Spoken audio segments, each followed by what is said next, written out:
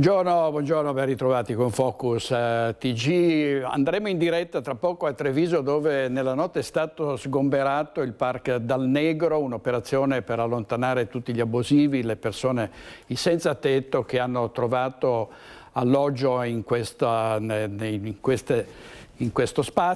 spazi. È una situazione che è stata sotto attenzione per molto tempo. Stanotte lo sgombero, c'erano almeno 30 persone che avevano trovato riparo in questa struttura. Ma andiamo adesso a vedere le risse e la violenza nelle strade a Mestre, dove è stato deciso che nel fine settimana i controlli saranno al massimo livello con tutte le forze di polizia in campo, esercito compreso. Sono soddisfatti i residenti. Vediamo il servizio e poi andiamo in diretta da Edi Caliman.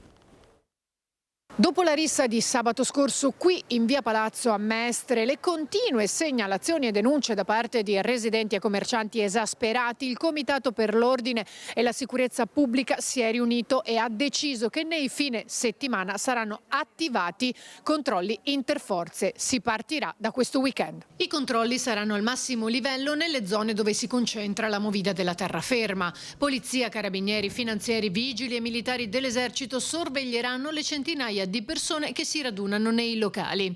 Soddisfazione tra i residenti, che ormai sono esasperati ma anche impauriti che possano esserci ritorsioni in seguito alle loro continue segnalazioni. Credo che questo possa funzionare perché, essendoci sistematicità nei controlli, quantomeno dovrebbe essere un deterrente o un invito, se vogliamo essere, come dire, teneri verso questi benedetti gestori dei locali che non intendono rispettare nessuna regola. Quindi loro dovrebbero rispettare gli utenti all'interno del plateatico, consumare oppure all'interno del bar, non sparsi in giro un po' dappertutto. Lì purtroppo c'è gente per bene, meno bene, ci sono farabutti. Qui alla notte non si dorme, perché ti svegli all'una alle due che si sta menando del brutto. Cioè mi è capitato, abito qui da 30 anni, di vedere gente con le bottiglie rotte che si feriscono. Quindi situazioni molto pesanti. Abbiamo chiesto a tutte le forze dell'ordine uno sforzo ulteriore nel potenziamento dei pattugliamenti e della sicurezza della città, ha dichiarato il prefetto Darcopellos. Anche se, evidenzia un residente, questa situazione insostenibile viene segnalata già da troppo tempo. Doveva arrivare prima, assolutamente sì, perché potevamo evitare. Io avevo già avvertito più di qualcuno, ho fatto anche situazioni illustrate, ma dovevano sì arrivare prima di aspettare le risse, i feriti in maniera violenta. Mi ricordo l'ultima ha coinvolto tutti i bar, perché poi dopo sono coinvolti tutti, non ce n'è uno che rimane fuori. Per cui voglio dire, devono sì intervenire prima. Spero che verifichino anche il fatto che danno da bere ai minorenni, il fatto dei dipendenti, che personale c'è, assunto, non assunto. Lunedì il risultato delle misure stabilite dal COSPE del primo fine settimana di controlli sarà esaminato durante un tavolo in prefettura con eventuali aggiustamenti.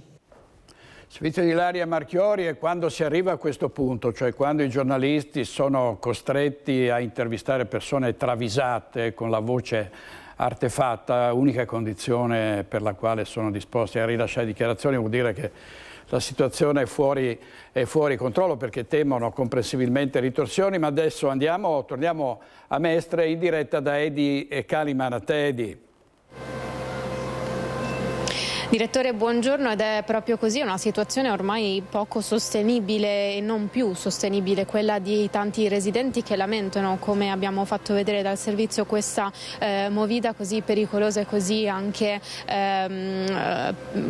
appunto violenta. Ci troviamo infatti davanti al bar attenzionato e c'è una novità arrivata nella tarda serata di ieri, che è un'ordinanza del sindaco Luigi Brugnaro, che di fatto ordina al bar di chiudere alle 21, apertura alle 19, chiusura alle 21, con relativo spostamento di tutti i tavolini nel plateatico, oltre a quello che già avevamo annunciato ieri, ovvero una intensificazione dei controlli soprattutto nei nel fine settimana, questo alla luce delle numerose risse soprattutto degli ultimi giorni. C'è ovviamente un parere positivo da parte dei commercianti della zona, che la sera, come abbiamo anche già testimoniato nelle scorse settimane, si ritrovano molto spesso a dover pulire ciò che diversi ragazzi e ragazzini lasciano dopo queste serate di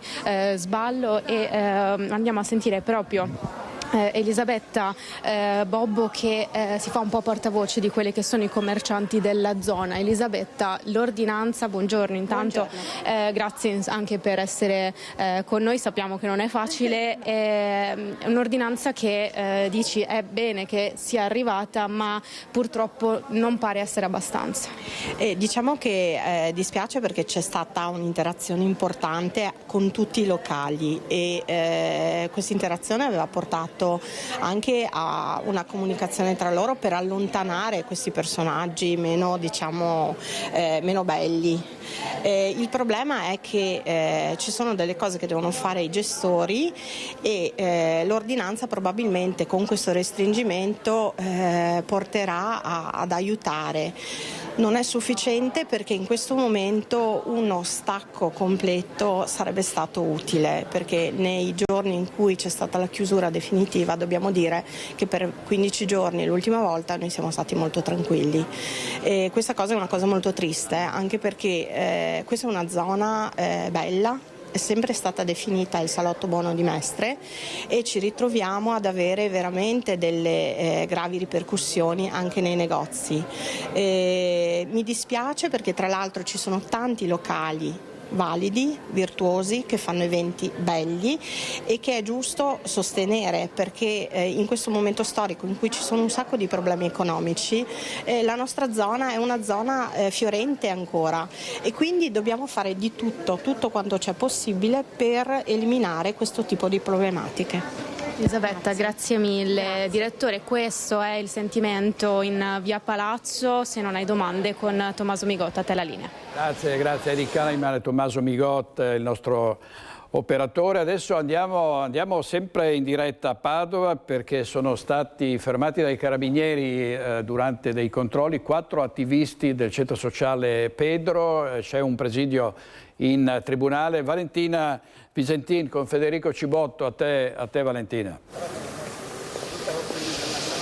Sì, buongiorno direttore, è stata una notte di tensione quella che si è vissuta a Padova nel quartiere Arcella, dove ieri sera erano in corso dei controlli dei carabinieri, controlli ordinari sul territorio. È stata fermata però un'auto con a bordo una ragazza e 2 ragazzi appena usciti da un'assemblea organizzata dal centro sociale Pedro in occasione del prossimo anniversario del 25 aprile e durante i controlli la situazione è degenerata, nel senso che sono stati controlli piuttosto violenti. Questo quanto denunciano i manifestanti del centro sociale Pedro, gli attivisti del centro sociale Pedro, che sono qui davanti al tribunale perché nel corso di questi controlli poi sono stati arrestati 4 ragazzi. Non si sa ancora le motivazioni, ma all'1 inizierà il processo per direttissima e quindi si sono mobilitati per sostenere gli attivisti che adesso affronteranno il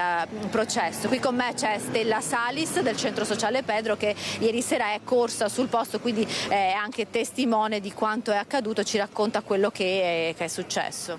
Sì, si tratta di un episodio semplice, un abuso di potere fatto ad arte. Come si diceva, dopo l'assemblea per il 25 aprile una macchina con 3 giovani attivisti all'interno è stata fermata dai carabinieri.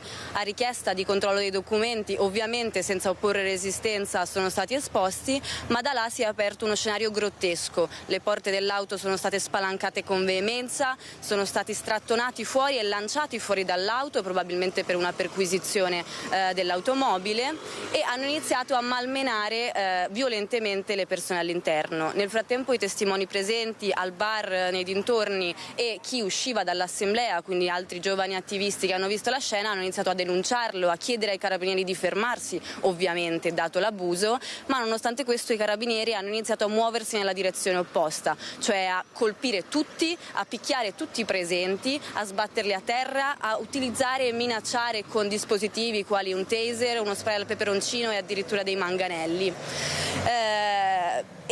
Una volta svolto tutto questo hanno portato via 4 persone in 2 auto differenti, provando anche, rischiando di investire alcuni dei presenti.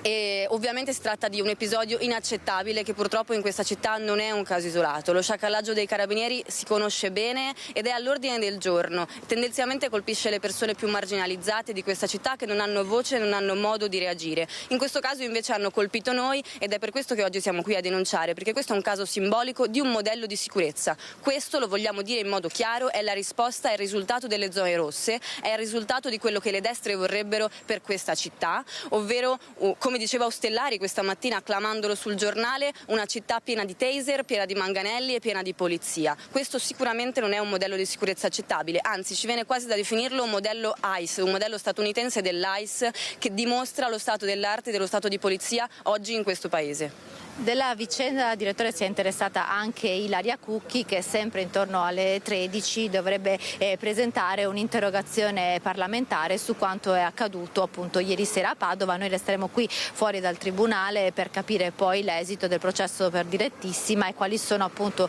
le accuse mosse ai ragazzi che sono stati arrestati ieri sera nel corso di questo controllo. Maggiori dettagli poi nelle edizioni serali dei nostri telegiornali. La linea può tornare allo studio. Grazie a Valentina Visentini e a Federico Cibotto per la parte tecnica. C'è il problema, ne abbiamo parlato anche ieri sera a Focus, delle persone che hanno problemi di salute mentale, che fanno danni e aggrediscono le persone addirittura senza alcun motivo, come è successo a Conegliano. Una donna aveva prima picchiato una 14enne che aspettava l'autobus e poi se l'è presa con un 50enne che non aveva, era un nonno vigile che stava facendo il suo lavoro. Sentiamo Christian Arboet.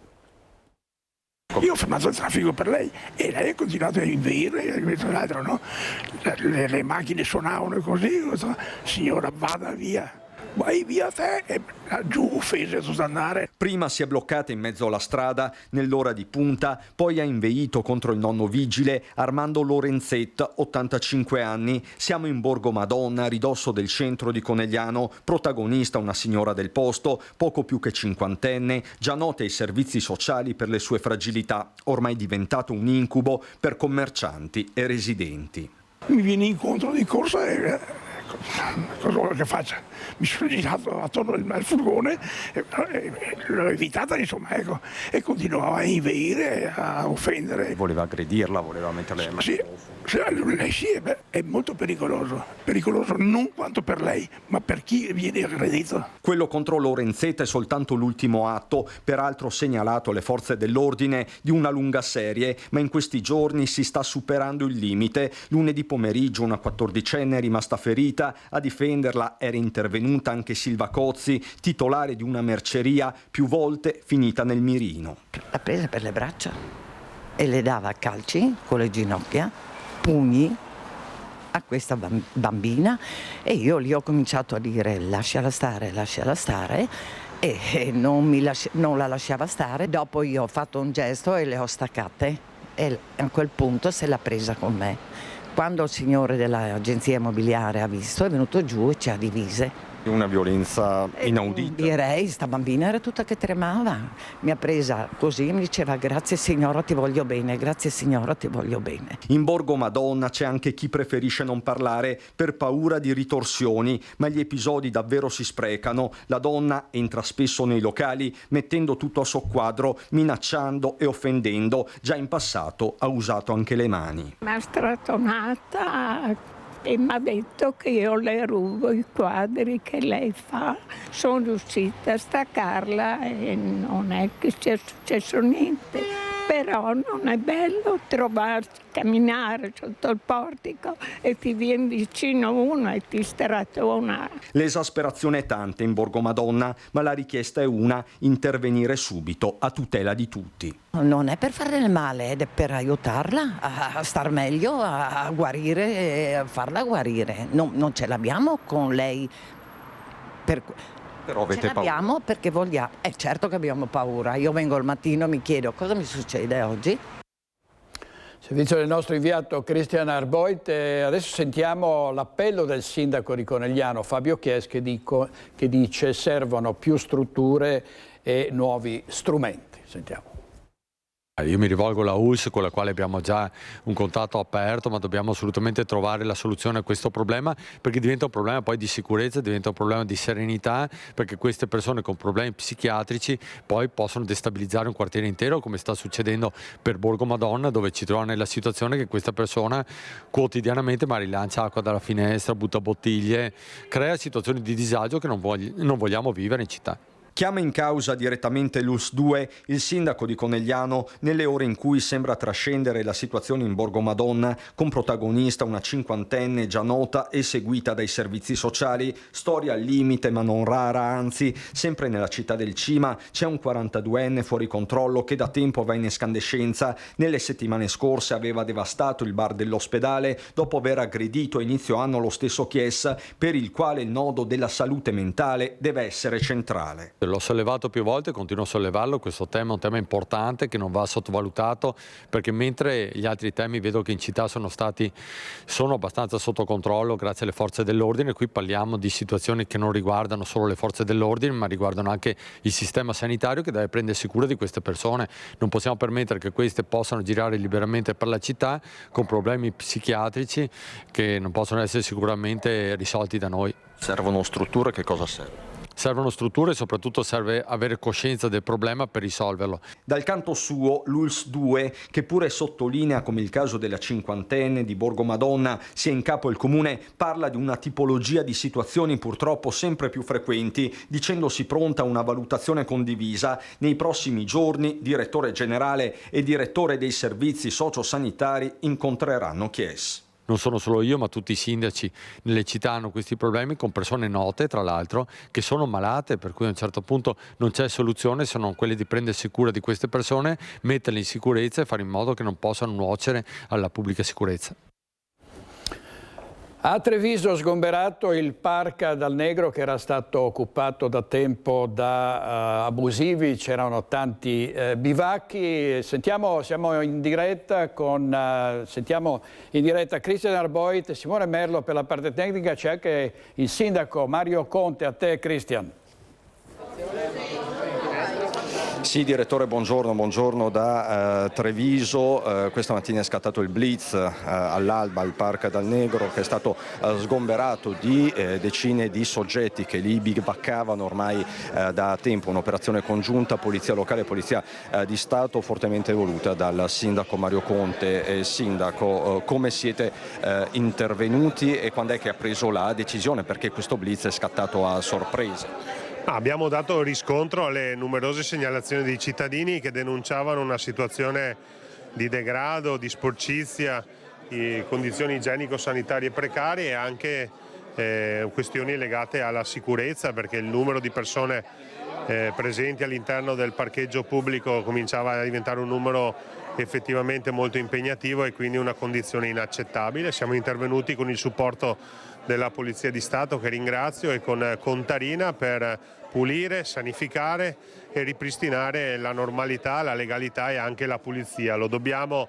a tutti coloro che vogliono frequentare quel parcheggio con la serenità, nelle migliori condizioni. Ovviamente parliamo di persone, quindi so che la Prefettura sta lavorando per dare loro le risposte di cui hanno bisogno, però è altrettanto vero che non possiamo tollerare bivacchi come quello che abbiamo riscontrato questa mattina, con condizioni igienico-sanitarie di sicurezza assolutamente precarie e non accettabili. A giugno si compierà un ulteriore passo, il parcheggio dal Negro sarà blindato con delle paratie. Sì, abbiamo condiviso con la proprietà la necessità di chiudere fisicamente questo parcheggio, impedendo l'accesso ai pedoni che non siano fruitori del parcheggio. Quindi ci saranno delle gratte che impediranno appunto l'accesso al parcheggio nelle ore notturne a tutti coloro che non hanno l'auto parcheggiata all'interno, quindi muniti di tessera.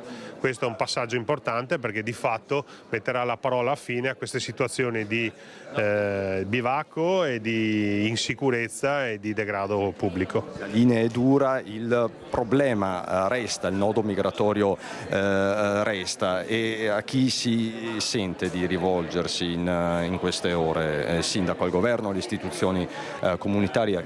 Ma lo dicevamo prima, parliamo di persone che chiedono dignità anche nell'accoglienza. Non è certamente dignitoso accoglierli in un parcheggio, è altrettanto vero che la città di Treviso sta facendo tantissimo da un punto di vista dell'accoglienza, investendo e mettendo a disposizione spazi.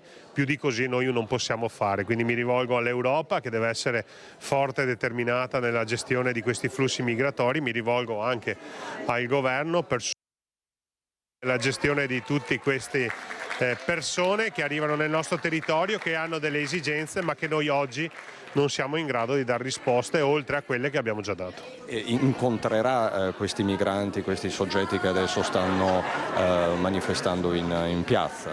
Ma io anche questa mattina ho parlato con loro, mi sono confrontato, non è stata un'azione né violenta né con l'obiettivo di cacciarli dal nostro territorio. Era una condizione però intollerabile, ripeto, da un punto di vista igienico-sanitario assolutamente precaria, che attirava anche ratti, facevano i bisogni nei vani scali, insomma una situazione insostenibile, disumana, e quindi siamo intervenuti perché le segnalazioni da parte dei cittadini cominciavano ad essere davvero tante, ma sottolineo giustamente, e quindi abbiamo ripristinato innanzitutto il decoro urbano e abbiamo ripristinato anche la sicurezza. Dopodiché il percorso di inserimento sociale che queste persone dovranno fare deve essere gestito anche dagli organi preposti, cioè dallo Stato. Grazie Sindaco Mario Conte. Questa la situazione a Treviso. Adesso con Simone Merlo, direttore, ci sposteremo in Piazza dei Signori e vi documenteremo appunto anche questo sit-in. Per il momento del Museo di Santa Caterina è tutto. Con Simone Merlo ti restituisco la linea. Grazie a Cristiano Arboiti e a Simone Merlo. Adesso in diretta a Valdagno, perché è passato un anno dalla tragica fine di padre e figlio che morirono nel crollo del Ponte dei Nori. Con Federico Fusetti e l'operatore Simone Squarcina facciamo il punto sull'andamento dei lavori. A te Federico.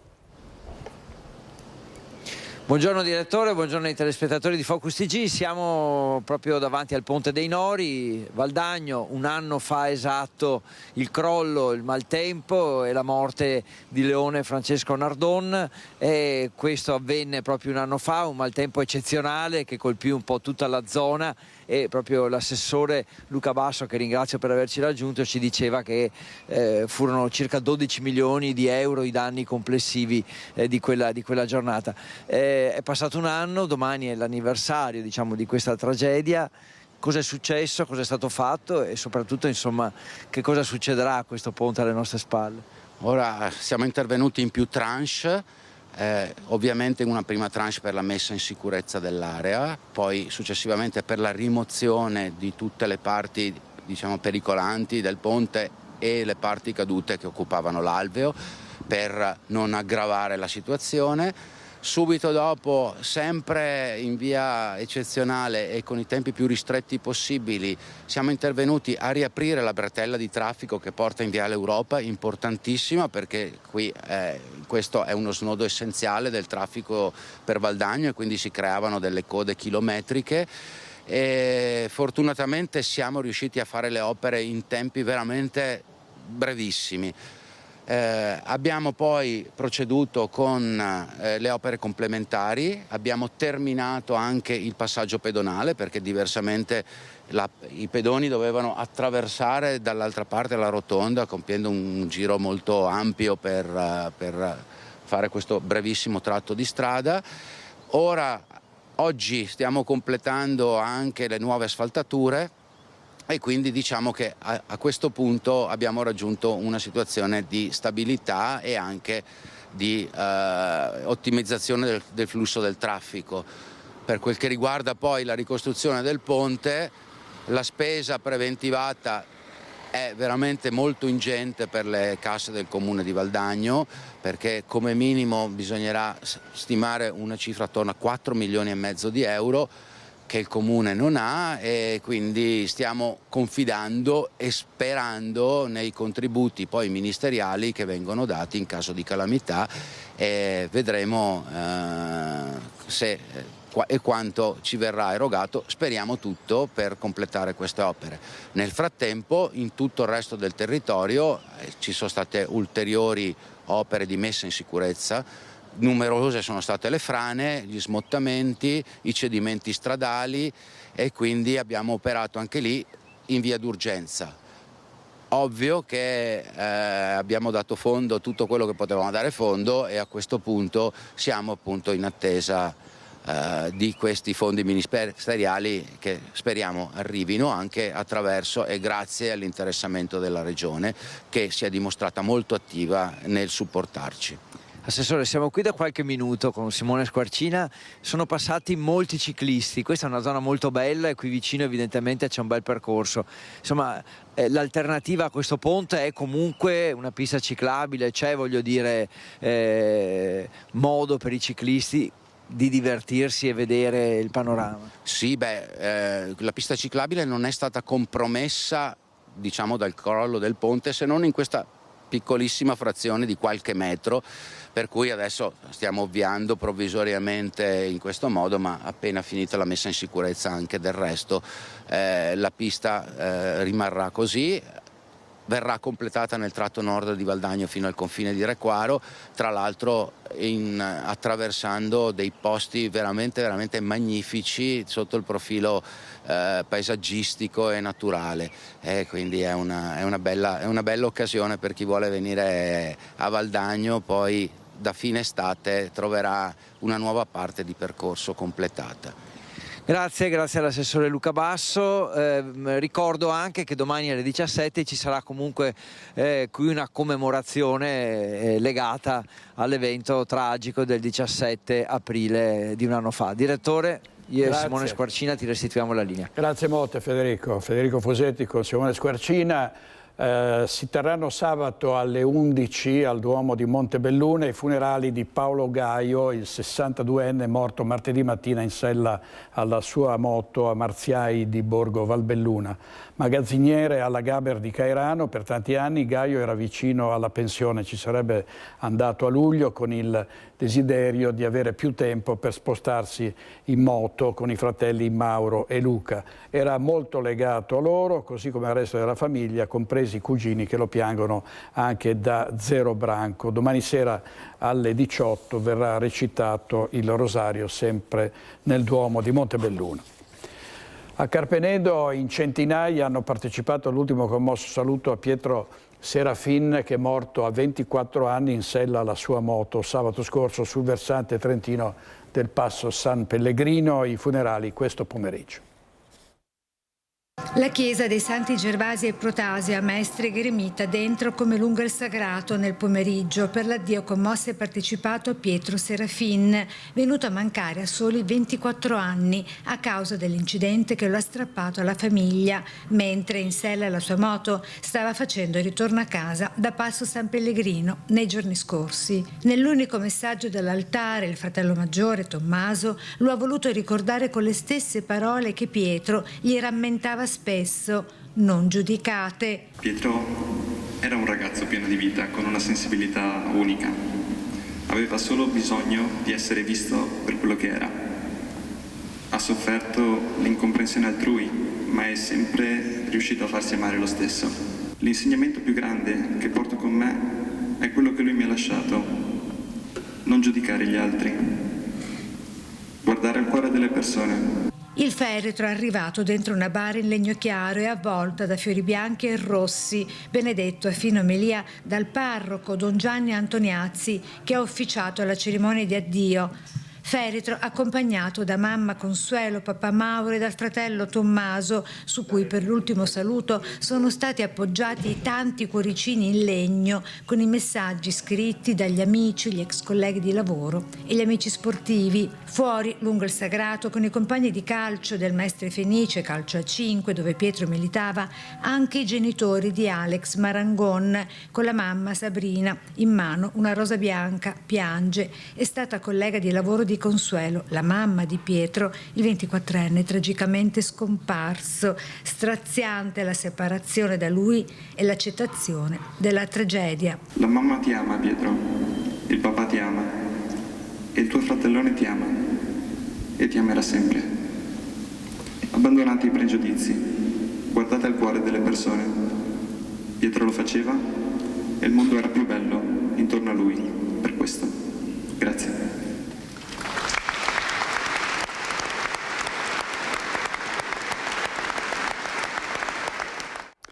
E i funerali di ieri pomeriggio nel servizio di Anna Maria Parisi. Adesso andiamo a Rosà perché è tutto pronto per la sezionale, per la 3 giorni della sezionale Montegrappa. Parliamo delle penne nere, noi ovviamente le seguiamo perché Rete Veneta è la televisione degli alpini. A te Monica Smidele con Andrea Benetti per la parte tecnica.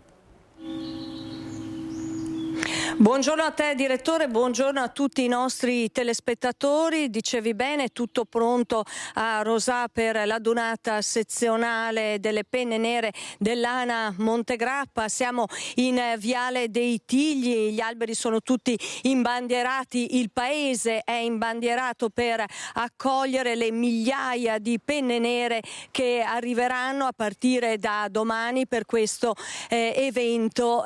Con noi Mario Baggio, il capogruppo degli alpini di Rosà, ma fa parte anche del Consiglio nazionale dell'ANA, e il sindaco di Rosà Elena Mezzalira. L'alzabandiera domani mattina, Baggio, sono attese davvero migliaia di penne nere in arrivo sì dai comuni della zona, di tutta la pedemontana dell'area che gravita attorno all'ANA Montegrappa, ma in realtà in arrivo da almeno tutto il nord Italia. Sì, buongiorno a tutti. Diciamo che è proprio una realtà, la Rosà è proprio una bella realtà anche di penne nere, una realtà alpina. Diciamo che noi, visto il nostro gruppo che ha tante amicizie, diciamo nell'Alta Italia, abbiamo amici che arrivano dal Piemonte, dall'Astigiano, diciamo dal Torinese, da Alessandria, da Pinerolo. Abbiamo amici che arrivano da Brescia, Bergamo, Alto Adige, da Cividale, certamente da fuori Veneto ne abbiamo tanti, perché è un segnale, secondo me, che il gruppo alpini di Rosà in tutti questi anni ha seminato bene e adesso si vedono i risultati. È un po' una prova generale, se vogliamo, in vista della grande adunata nazionale che è in programma dall'8 al 10 di maggio a Genova. Baggio, allora, l'alzabandiera domani mattina intorno alle 11, è in arrivo anche il labaro nazionale, tanti eventi che culmineranno appunto domenica con lo sfilamento che vedrà passare gli alpini lungo questo viale, ma non solo, che sarà appunto il fulcro dell'adunata. Insomma, tanti eventi per raccontare un mondo alpino che racconteremo anche noi, come dicevi direttore, a partire dalle 9:30 di domenica mattina. Ma domani l'alzabandiera. Sì, domani mattina alle 11 faremo l'alzabandiera davanti al municipio e avremo una rappresentanza anche delle scuole. Saranno circa 150 ragazzi che verranno a fare l'alzabandiera assieme a noi. È un bel segnale forte perché la nostra associazione si basa proprio nei giovani e specialmente nelle scuole, e questo qua è un segnale forte che cerchiamo di dare alle nuove generazioni. Pensate che soltanto l'ANA Montegrappa ha più di 9.000 iscritti, quindi domenica ci sarà davvero un fiume umano di penne nere alle quali il comune di Rosà ha deciso di attribuire la cittadinanza onoraria, che sarà data proprio domenica mattina al termine dello sfilamento. Sì, il comune di Rosà è orgoglioso di ospitare per la prima volta la donata sezionale dell'ANA Montegrappa. e in questa occasione abbiamo deciso, anche su richiesta dei 3 gruppi comunali di Rosà, quindi Rosà, Cusinati e San Pietro, di attribuire all'Anna Nazionale la cittadinanza onoraria.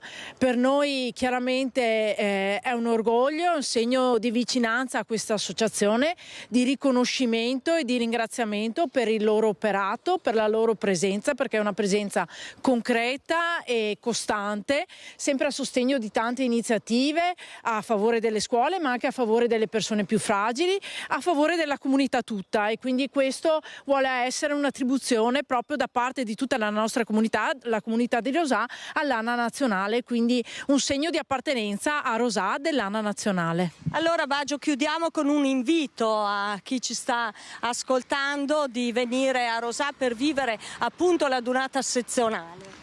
Beh, l'invito è molto semplice. Rosà è aperta a tutti, vi aspettiamo a braccia aperte. Saranno 3 giorni di vera e sana alpinità, 3 giorni di condivisione di tutti i nostri valori che porteremo avanti, abbiamo portato avanti fino adesso, porteremo avanti e li porteranno avanti anche i nostri ragazzi delle scuole. Grazie a tutti. Io ringrazio Mario Baggio, capogruppo degli Alpini di Rosà, ma anche del Consiglio Nazionale dell'ANAL, sindaco Elena Mezzalira e direttore, restituisco la linea allo studio. Grazie a Monica Smidel e Andrea Benetti per la parte tecnica. Passiamo dagli alpini ai ladri. Nel Basso Feltrino, bersagliato dai furti, ormai è una vera e propria psicosi. La paura è tanta al punto che l'altra notte una coppia di coniugi si è messa all'inseguimento di un furgone sospetto notato nelle vicinanze della loro casa ad Arten di Fonzaso. Marito e moglie, senza avvertire le forze dell'ordine, si sono così messi dietro il mezzo e l'hanno seguito fino a Grigno, in Valsugana, ormai provincia di Trento, certi di poter incastrare la presunta banda. Ad un certo punto la coppia ha deciso di tornare indietro e una volta giunta a casa ha chiamato i carabinieri che, oltre a raccogliere il racconto, non hanno potuto fare altro che avvisare sui possibili rischi che possono causare comportamenti avventati. Un colpo dei ladri al cimitero di Grantorto, perché succede anche questo, sono sparite le grondaie di rame da 5 cappelle, un bottino da 15.000 euro. Ladri acrobati si sono arrampicati sui tetti delle cappelle al cimitero di Grantorto e hanno rubato le grondaie in rame per un valore che s'aggira sui 15.000 euro. La scoperta era parte di un'anziana residente che ha subito allertato il comune, che ha fatto scattare le segnalazioni ai carabinieri. Sono andati, fatto le verifiche, hanno fatto delle foto, poi mi dicevano che è meglio anche che vadino i proprietari a deporre la denuncia. Perché in sostanza, perché queste cappelline sono di proprietà. Certo, tra l'altro avevano tentato di colpire anche la sua cappella. Avevano iniziato sulla mia un pezzettino sull'angolo, sì. E poi non so, sia stato un atto di fortuna che non hanno toccato la nostra, non lo so, ecco. Nessuno si sarebbe accorto di nulla, pare abbiano agito in più persone vista la quantità di metallo trafugata. Adesso i carabinieri visioneranno le immagini della telecamera di videosorveglianza all'ingresso del Camposanto, comprese quelle dislocate lungo la strada e sulle abitazioni limitrofe. Certo è che oltre al danno economico, quello che tocca è il danno morale subito dalla comunità. La ferita della nostra comunità, e sicché ora so che ci sono le forze dell'ordine che stanno facendo le indagini, abbiamo qualche telecamera, speriamo di riuscire a trovare qualcuno, però queste cose qui non si devono ripetere nelle nostre piccole comunità. Questi sono luoghi di assoluta importanza proprio morale, e sicché è una ferita anche per la nostra amministrazione questo che è successo. Servizio di Vanessa Banzatto. Dopo un duro lavoro di squadra sono stati recuperati molti dei trofei e altro materiale gettati in acqua dai vandali che hanno preso di mira la Canottieri di Mestre per la seconda volta. Il presidente Mazza ribadisce nuovamente che questo attacco non piegherà la società. Di fronte alla violenza, ha dichiarato, possiamo solo rispondere proseguendo con le nostre attività. Ecco perché confermato l'Open Day sabato 18 aprile dalle 10 alle 17. Basterà presentarsi in abbigliamento sportivo e si potranno provare le emozioni di canottaggio, canoa, kayak, dragon boat, voga alla veneta, vela al terzo e tennis. È una delle migliori risposte ai vandalismi di questi delinquenti. Nike Retail Italia si è costituita a parte civile contro le presunte borseggiatrici e borseggiatori indagati nella maxi inchiesta della Procura di Venezia. Nike, che avanzerà la richiesta di risarcimento nelle prossime udienze, chiede conto per 4 episodi nel punto vendita dell'outlet di Noventa di Piave tra aprile e maggio del 2024. L'ammissibilità della parte civile sarà decisa nell'udienza del 19 maggio. I furti contestati ai 23 indagati nell'indagine dai carabinieri sono in tutto 63, di cui la maggior parte ai danni di turisti stranieri. Accusato di violenza sessuale, è stato scagionato grazie ad una foto scattata con il cellulare dall'imputato. La difesa ha dimostrato la sua innocenza con la geolocalizzazione del cellulare. Un incubo iniziato 2 anni fa, quando una tredicenne, al tempo dei fatti, aveva denunciato di essere stata violentata nella sua abitazione durante una festa. Nel mirino era finito un ragazzo, allora 18enne, incensurato. La difesa del giovane ha dimostrato in maniera chiara che nel momento in cui la vittima aveva dichiarato di essere stata abusata sessualmente, lui non era in quella casa. A dimostrarlo una perizia sul telefonino dell'imputato. Attraverso l'analisi del telefonino dell'imputato è riuscito a dimostrare che il ragazzo si trovava in un luogo completamente diverso e nel medesimo orario relativamente ovviamente al capo di imputazione, e quindi il ragazzo non era a quella festa, era da tutt'altra parte e con altre persone. Fondamentale è stata la geolocalizzazione del cellulare del ragazzo. Effettivamente in questo caso il telefono è stato uno strumento preziosissimo per dimostrare l'innocenza del nostro assistito. Il PM aveva chiesto una condanna a 4 anni di carcere. Un fatto di per sé gravissimo che si è rivelato completamente falso, e questo deve imporre alle famiglie in primis un controllo maggiore e accurato rispetto a quelli che sono i comportamenti dei ragazzi.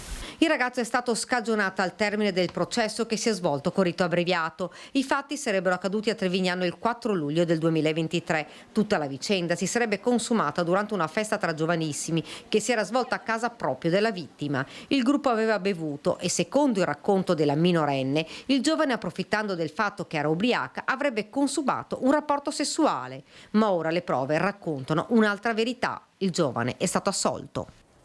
Servizio di Daniela Sizia.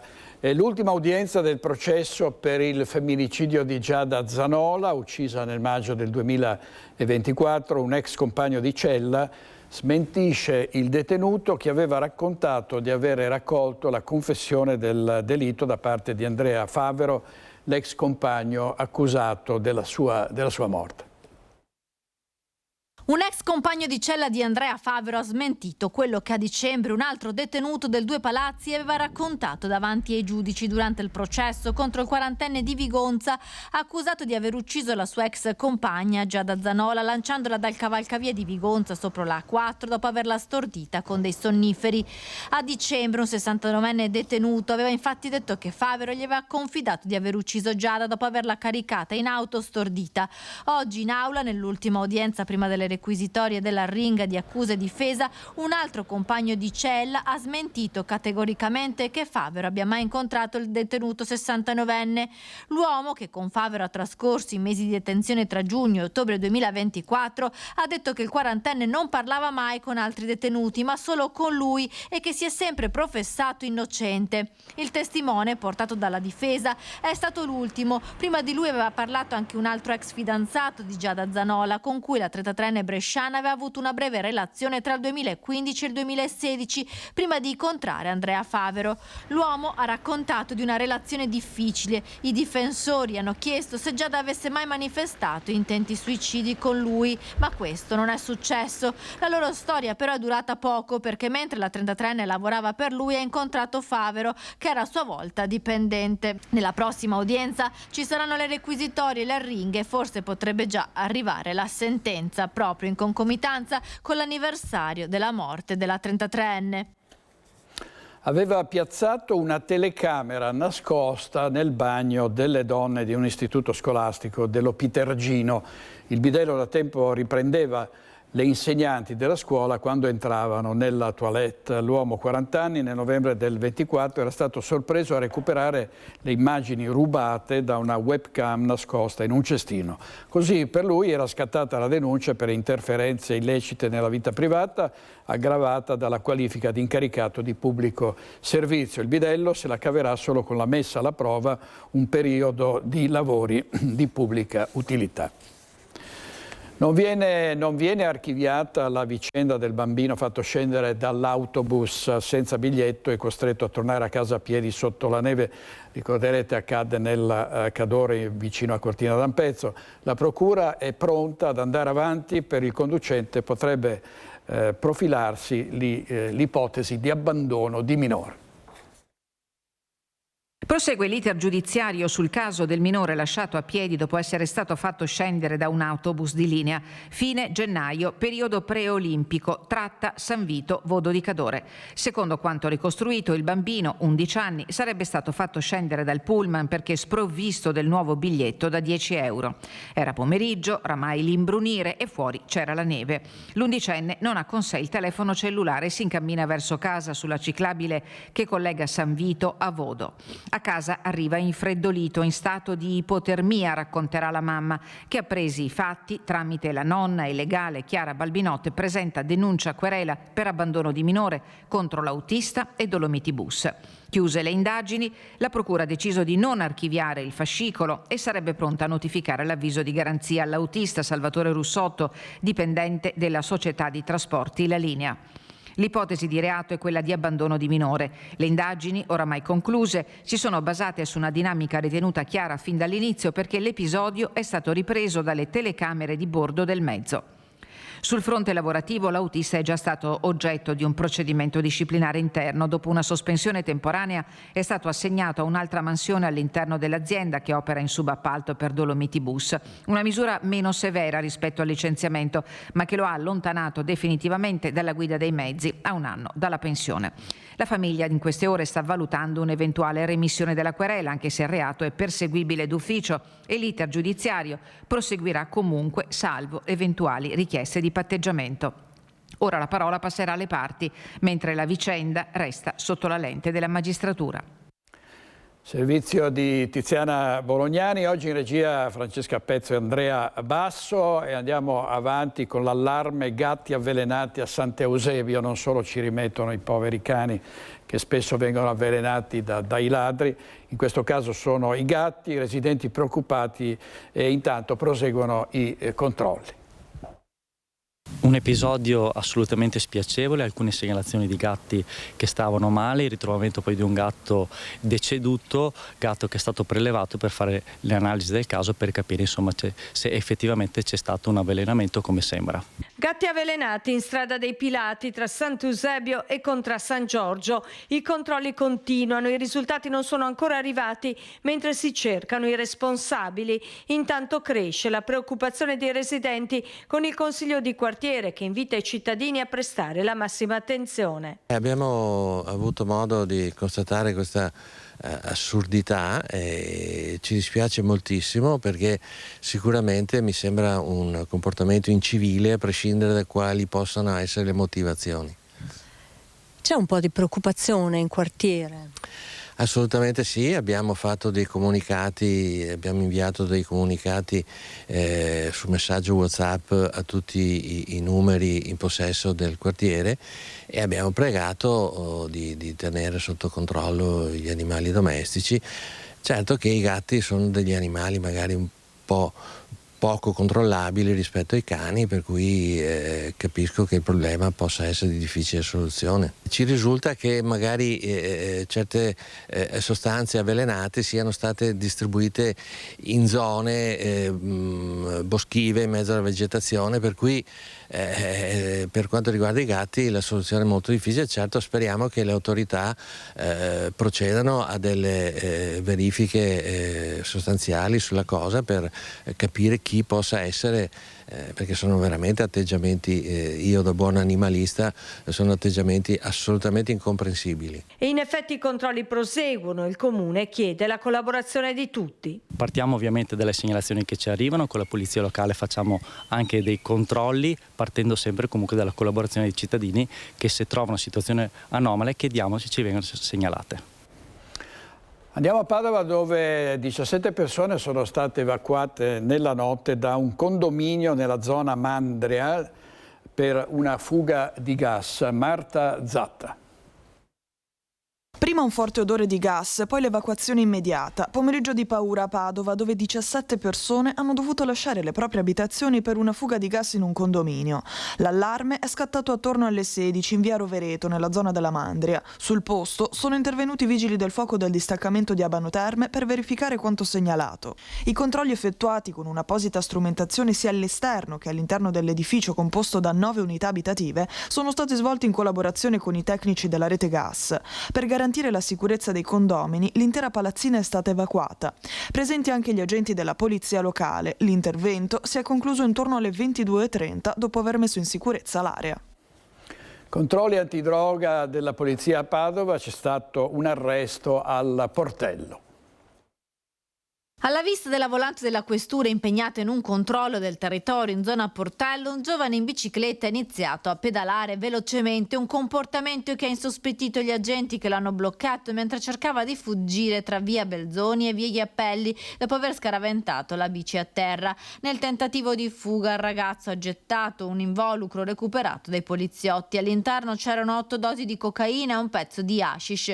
In tasca aveva anche 70 euro provento di spaccio. Portato in questura ed identificato, il giovane è risultato essere un 22enne marocchino irregolare sul territorio nazionale e senza fissa dimora con precedenti. Arrestato, processato per direttissima, è stato condannato a 4 mesi di reclusione al pagamento di 800 euro di multa. Il questore ha attivato l'ufficio immigrazione per l'avvio della procedura di espulsione, trasferendo il 22enne al CPR di Brindisi. 2 fratelli cinesi di 17 e 18 anni, nati ad Arzignano e cresciuti fra Castelgomberto e Mottecchio Maggiore, erano morti in un incendio doloso a Milano il 12 settembre del 2024. Con loro morì anche un 24enne designer. Oggi a Milano la Procura ha chiesto 3 ergastoli a carico di imputati cinesi per questo rogo in via Cantoni. L'accusa ha sostenuto che fu un omicidio volontario plurimo aggravato dall'incendio doloso e da una tentata estorsione. Movente un debito di 40.000 euro legato al proprietario del magazzino Showroom, determinante le intercettazioni che hanno ricostruito la catena delle responsabilità. Il 27 aprile la parola passa alle difese. Adesso torniamo a Treviso dopo lo sgombero del Parc dal Negro all'alba, sgombero di abusivi e senza tetto. C'è un sit-in davanti alla prefettura in Piazza dei Signori in diretta da Christian Arboit. A te Christian. Sì, direttore, buongiorno di nuovo. Mi trovo davanti alla prefettura con Simone Merlo perché qui ci sono i ragazzi sgomberati questa mattina. Uso il termine ragazzi perché sono tutti, lo vedi, giovani uomini, quasi tutti provenienti dal Pakistan. Mi raccontava Ali che da 10 anni in Italia parla in italiano, quindi Ali ti chiedo cos'è successo questa mattina? Stamattina è avvenuto un disastro, prima a mezzanotte, poi alle 4, poi alle 7 di mattina, con i bastoni, con la forza che andate fuori. Siamo usciti da là, hanno buttato via le coperte, tutto quanto. Siamo arrivati davanti della prefettura per trovare una soluzione. Quindi stamattina voi non vi aspettavate questo sgombero perché da tanti mesi? Sì, perché ogni tanto vengono, chiedono documenti, vanno via e oggi hanno un altro modo di parlare. Come prima vengono con calma, hanno detto non serve i documenti, solo alzate e andate via di qui. E quindi voi siete usciti e siete venuti qui in prefettura? Sì, in prefettura davanti che devono dare alloggio o permessi e c'è un mio amico che è problema, vuole morire con questa vita che sta facendo lui, perché lui non sta bene. Lui sempre ha male perché lui non ha una casa, possibilità di dormire, da mangiare. Non ce la fa più? No, Per quello lui già stancato da questi 5-6 mesi. Dai 3 mesi. 3-4 mesi, già stancato. Non vuole minacciando più, il suicidio. Sì, non vuole più vivere con questo modo. Vuole che meglio che io devo morire perché non mi piace così deve stare. Senti Ali, voi siete una ventina, mi dicevi, tutti pakistani più o meno, no? Sì.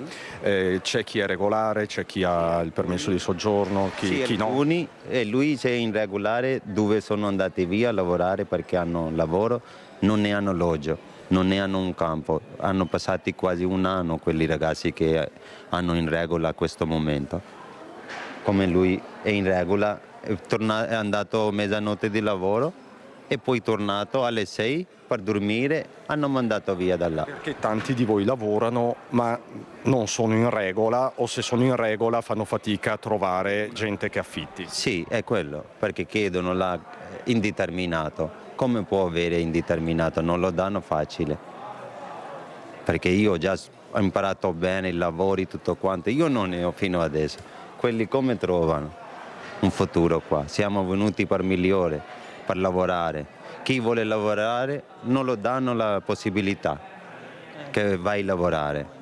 Se danno un permesso può trovare un lavoro, se non ne hai un documento come posso trovare un lavoro? Senti Ali, che appello ti senti di lanciare alla prefettura, al sindaco? Sì, dobbiamo chiedere come si chiama sindaco Mario Conte, per favore aiuta quelli poverini che vivono da un anno in strada. Mai vedo così le persone, non mi piace così.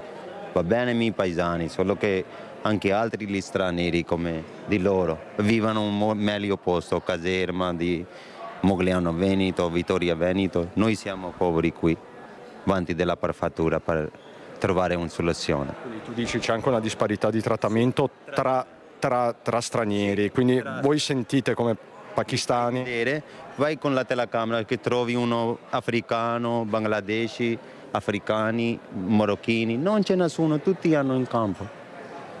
Dormono lì, mangiano lì, tranquilli, documenti a posto. Tu dici perché quindi nei parcheggi ci sono solo pakistani? Quello voglio sapere, perché sono questi poveri lì? Perché non vedo altri tipi di persone? Ho 10 anni sempre questa cosa, solo li vedo pakistani o indiani. Mai vedo altri tipi di persone che vivono così. Senti, come si chiama il tuo amico che sta male? Ismail. Ismail, ti senti dire qualcosa, capisci l'italiano, parli italiano? No. Che è solo stancato, perché lui non parla bene, perché passati 3 mesi era problemi di salute lui.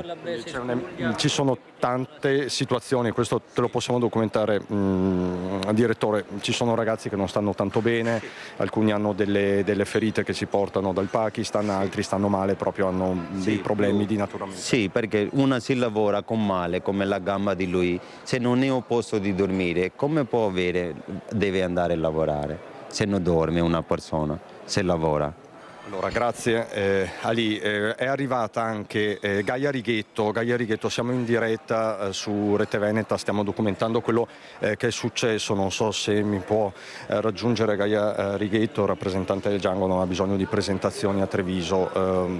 C'è un'emergenza in questo momento, Righetto? Sì, allora, però quello che diciamo sempre è che non siamo di fronte a un'emergenza, la condizione è strutturale, siamo di fronte all'ennesimo brutto episodio di un'orribile serie TV, cioè persone che sono qui e tutte queste persone lavoreranno. Ci scommetto qualunque pezzo del mio corpo perché c'è bisogno di forza lavoro nel nostro territorio, quindi è anche ora che tutte le istituzioni si prendano questa responsabilità, perché è inutile lasciarli fuori e poi pretendere che siano gli stessi che vanno a lavorare spesso e volentieri sottopagati a raccogliere i radicchi che mangiamo, gli asparagi che ci piacciono tanto, oppure a fare i lavori di manovalanza che in questo momento, anche a causa del calo demografico, nessuno riesce a ricoprire. Quindi bisogna superare, dice lei, questo che è un controsenso. Sì, assolutamente. E Conte dice c'è un'emergenza a livello nazionale, posto che non è un'emergenza ma è una questione strutturale. Ok, è vero che è a livello nazionale, però Treviso è una delle città con la più alta percentuale di persone in strada rispetto agli abitanti, quindi forse c'è anche un problema di gestione del territorio. Righetto, grazie davvero. Questa è la situazione, quindi direttore, staremo a vedere, i ragazzi resteranno qui immagino per ore. In prefettura sono stati ricevuti i volontari del dormitorio di Monigo e quindi come vedi è una situazione in evoluzione. Per il momento è tutto da Piazza dei Signori, con Simone Merlo ti restituisco la linea. Grazie molte Cristiano Arboe e Simone Merlo. C'è un'ultima ora dal Lido di Venezia, il crollo di una struttura fatiscente, c'erano dei lavoratori, ci sono 4 feriti, alcuni evacuati, pare che si tratti dell'ex caserma Peppe. Vi daremo ovviamente altri particolari con il nostro corrispondente dal Lido Lorenzo Maier tra pochissimo, e state con noi perché adesso avremo in studio il professor Stefano Zecchi. A tra pochissimo.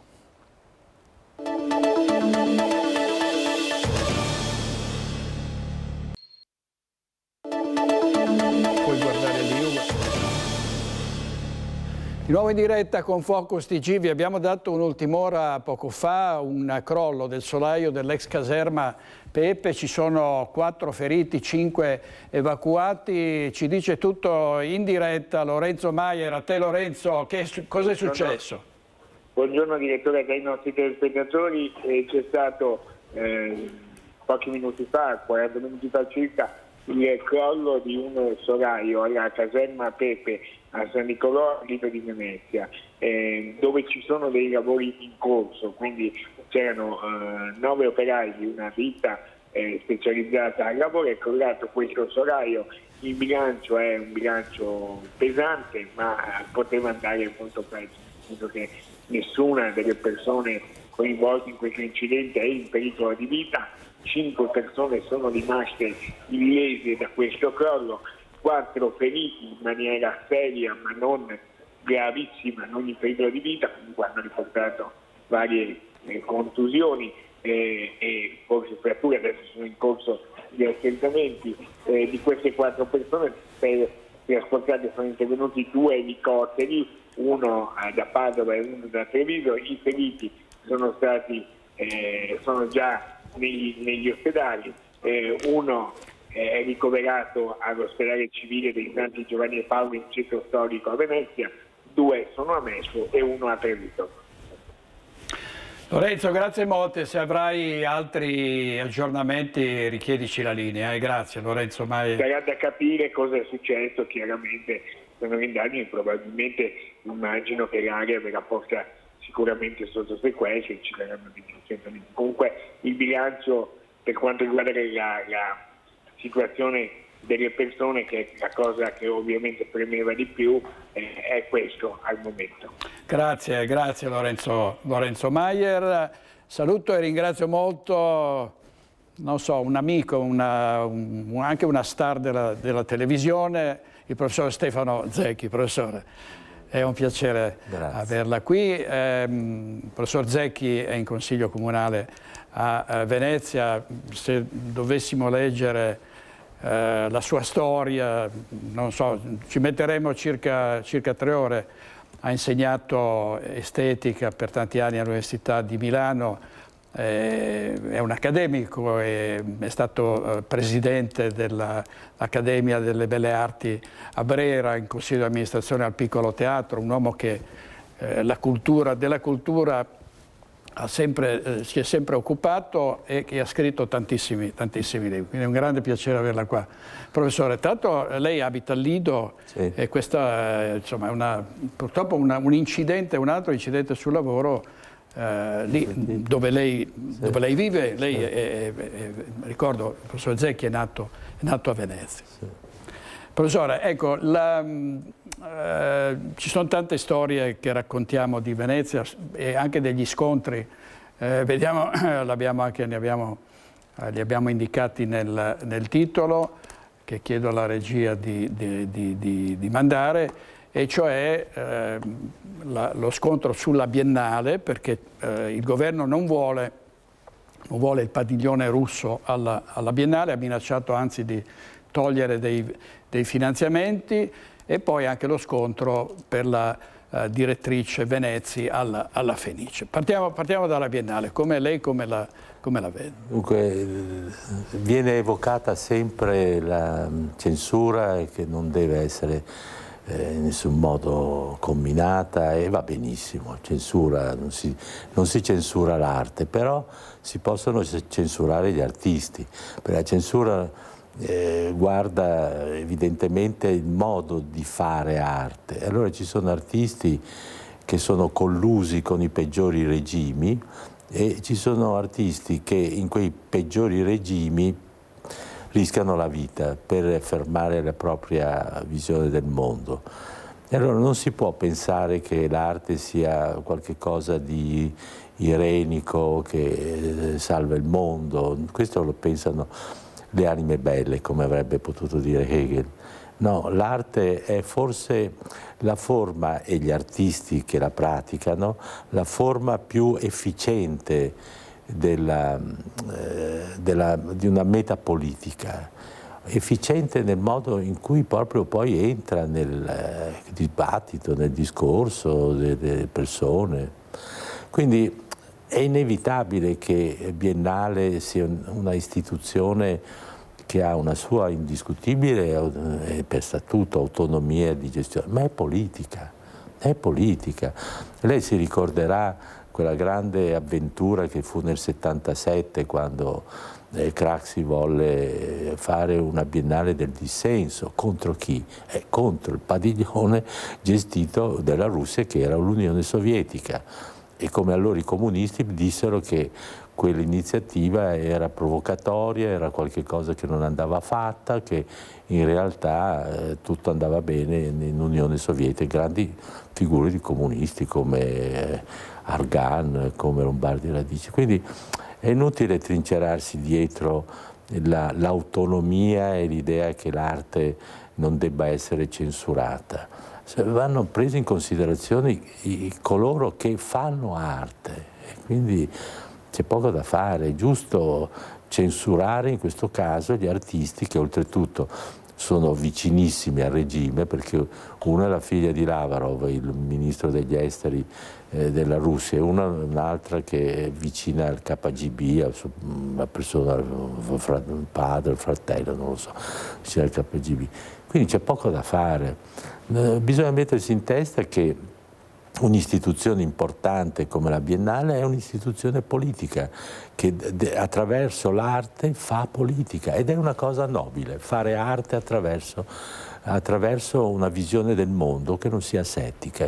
Ecco, questo scontro tra il ministro Giuli e la stessa Premier da una parte, e poi dall'altra invece c'è il sindaco Brugnaro, c'è il Pietrangelo Buttafuoco, presidente della Biennale, al suo giudizio come andrà a finire?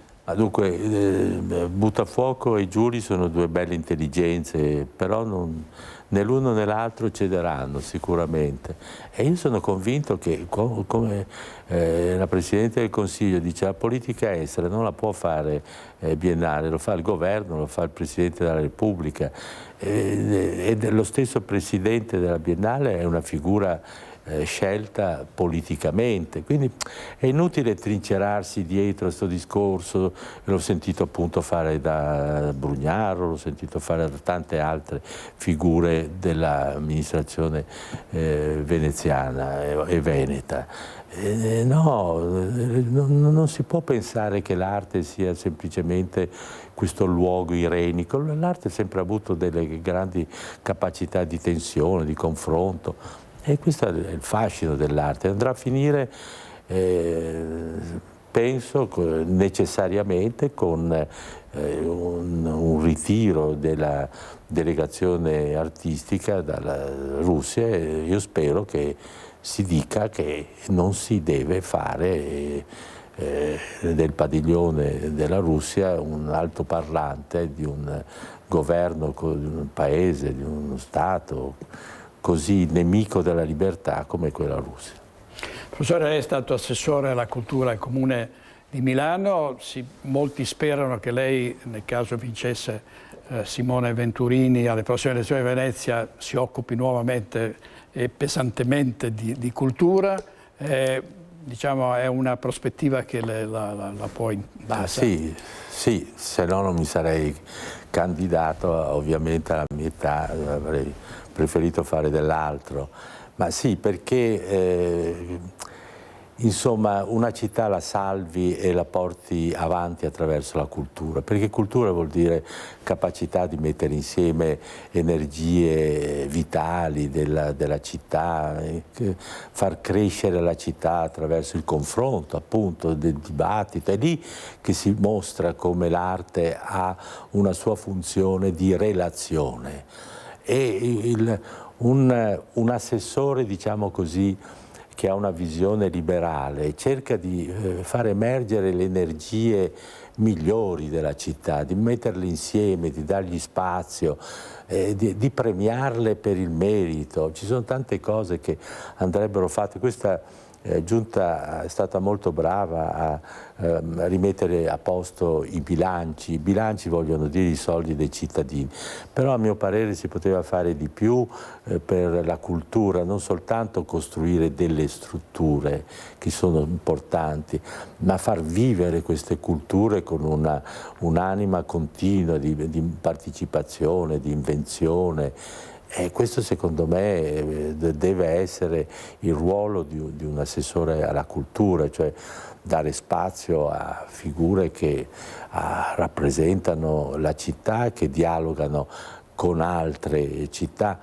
Il mondo, c'è un bel modo di dire, il mondo si salva attraverso la città, e questo è a mio parere cruciale. È una città la porti avanti attraverso la cultura, e la cultura di una città non si può portare avanti come se fosse un consiglio d'amministrazione di una SRL economica, industriale. Io appunto sono stato in tante istituzioni culturali, lei prima le ha citate, e lì bisogna avere un occhio diverso dalla gestione sostanzialmente puramente economica.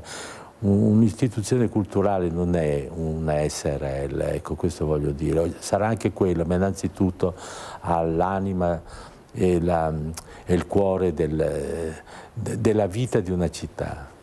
Professore, un altro scontro in atto a Venezia è quello per la nomina della direttrice Beatrice Venezi, direttrice musicale della Fenice. Da una parte il sindaco Brugnaro, il sovrintendente Colabianchi, dall'altra gli orchestrali, una parte degli abbonati sindacati che non vogliono questa musicista. Guardi, è stata portata avanti, mi spiace dirlo, è stata portata avanti molto male questa questione. Lei prima ha avuto, come dire, la generosità di fare un piccolo mio curriculum personale, tra cui ci ha messo anche l'assessorato alla cultura a Milano, che si è svolto proprio nel periodo della peggior crisi della Scala, e io ero assessore a quel tempo, con le dimissioni a mio parere, del più grande direttore d'orchestra vivente, Riccardo Muti. Allora questo, voglio dire, mi sta a cuore questo, perché tra l'altro non è mai venuto fuori, ma il fratello di mio nonno è Carlo Zecchi, un direttore d'orchestra, e io immodestamente e incapace ho anche il diploma di violino. Ecco, quindi è una materia che mi sta molto a cuore. Insomma, non ci si mette mai contro l'orchestra, mai. Si cerca il dialogo, si cerca l'accordo. I musicisti sono figure che vivono di arte, sono figure particolari, sensibili, hanno a cuore la qualità estetica della loro rappresentazione. Non si può fare muro contro muro, e appunto pensare a un'istituzione come la Fenice, un'istituzione che sia da gestire come una società per azioni. No, non si può. Professore, dobbiamo collegarci con Padova perché ci sono stati arresti di esponenti del centro sociale Pedro, prima abbiamo sentito un attivista, adesso di nuovo Valentina Visentin, non so se c'è un presidio, se ci sono le forze dell'ordine. Valentina, a te. Sì, direttore, intanto vedete è diventato molto più affollato il presidio in vista dell'udienza del processo per direttissima dei 4 arrestati. Siamo in grado di darvi qualche informazione in più, nel senso che c'è anche la versione di quanto è accaduto ieri sera con l'arresto per resistenza aggravata a pubblico ufficiale in concorso di 4 manifestanti, scusate, 4 attivisti del centro sociale Pedro. Per 2 di loro è stata contestata anche l'ipotesi di lesioni personali aggravate e nel bilancio risulterebbero feriti 7 componenti delle forze dell'ordine che appunto come vi abbiamo detto stavano procedendo ad un controllo sul territorio, hanno fermato quest'auto, a bordo 3 ragazzi, la tensione è salita rapidamente e c'è stata anche una colluttazione. Prima avevamo avuto la versione degli attivisti del centro sociale Pedro, secondo il bilancio delle forze dell'ordine risulterebbero 7 militari feriti e l'auto che stava procedendo poi al controllo sarebbe stata accerchiata da altri ragazzi accorsi appunto per chiamati e dai 3 che stavano invece subendo il controllo dei carabinieri. È in corso in questi minuti, appunto dicevamo, il processo per direttissima. Le accuse però che vengono mosse ai 4 arrestati è di resistenza a pubblico ufficiale in concorso e per 2 di loro appunto anche vengono contestate le lesioni personali. Da Padova è tutto, la linea può tornare allo studio. Grazie Valentina Visentin. Ecco, non era stato detto precedentemente che in questo scontro tra esponenti del Pedro e le forze dell'ordine sono rimasti feriti 7 uomini dei carabinieri, quindi voglio dire, o della polizia, adesso non ho sentito bene, ma in ogni caso con conseguenze non poco rilevanti. Professore, prendo spunto da questo fatto perché spesso parliamo di violenza giovanile, insomma di disagio giovanile, ma anche di tensioni politiche che ogni tanto riaffiorano, per esempio tra centri sociali e forze dell'ordine. A volte sembra di tornare, non dico 70. Agli anni di piombo, no? Ma però cosa dice? Sì.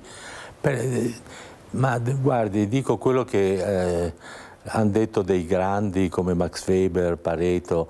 Una democrazia ha sempre una sacca inevitabile di contestazione violenta, sempre.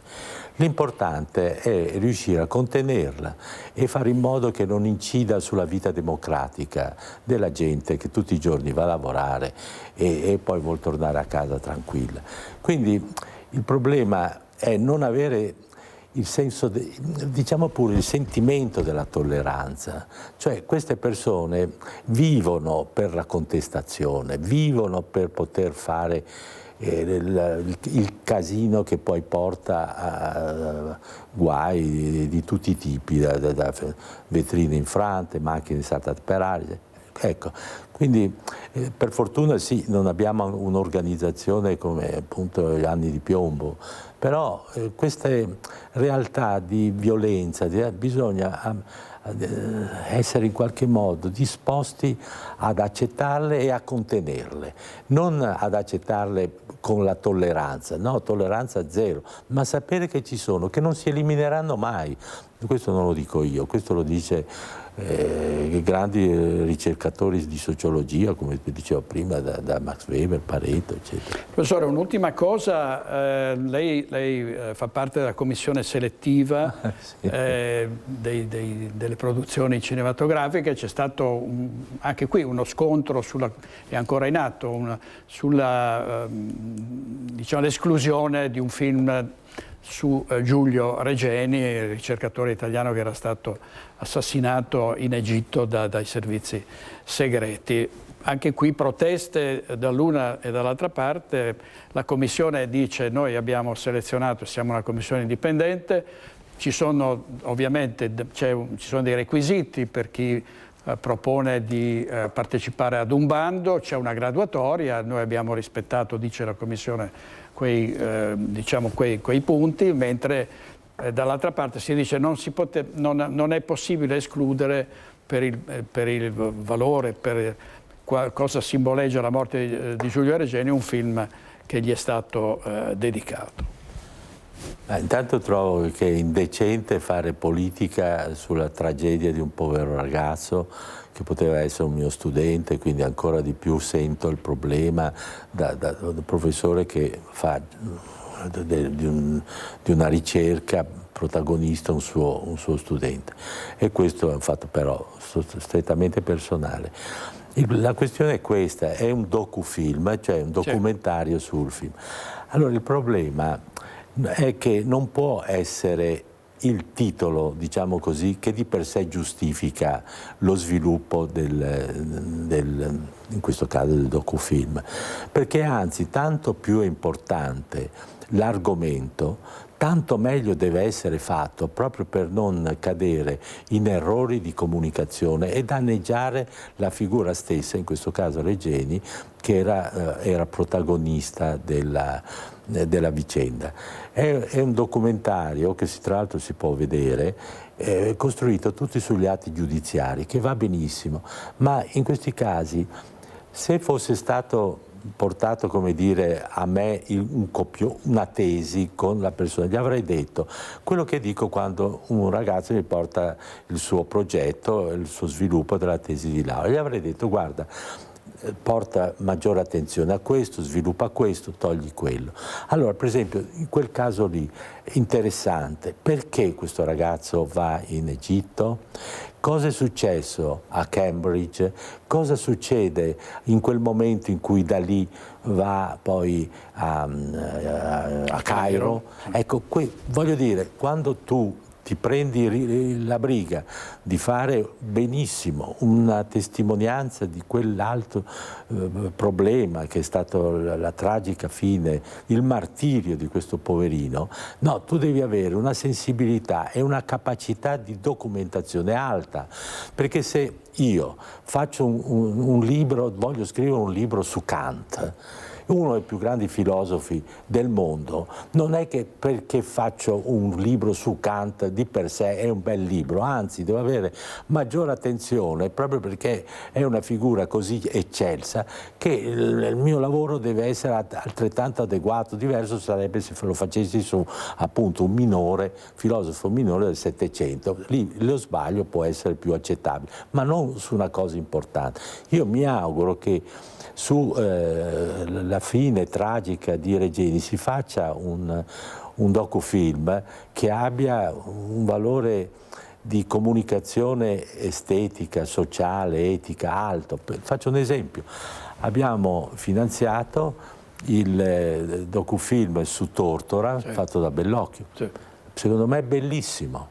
Bellissimo, perché riesce a entrare e uscire dai sentimenti agli atti giudiziari, dagli atti giudiziari alla visione pubblica, dalla visione pubblica agli infami che l'avevano accusato, da quegli infami ai giudici. Molto bello.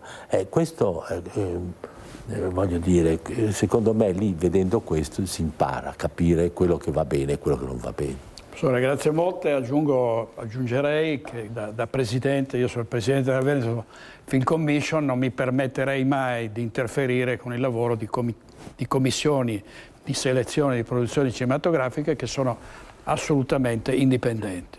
Quindi voglio dire, non si può, bisogna rispettare anche le scelte di chi è chiamato a svolgere un compito. È difficile, lei lo sa quanto è difficile, perché un conto è avere un libro in bozze che tu giudichi, un conto è avere un film che ancora non c'è, non sai ancora bene dove giudicarlo. Professor Stefano Zecchi, grazie molte, grazie per essere stato con noi, avremo ancora modo di di parlare di questo ed altro, quindi grazie al professor Stefano Zecchi, dobbiamo andare in pubblicità e poi torniamo per la chiusura.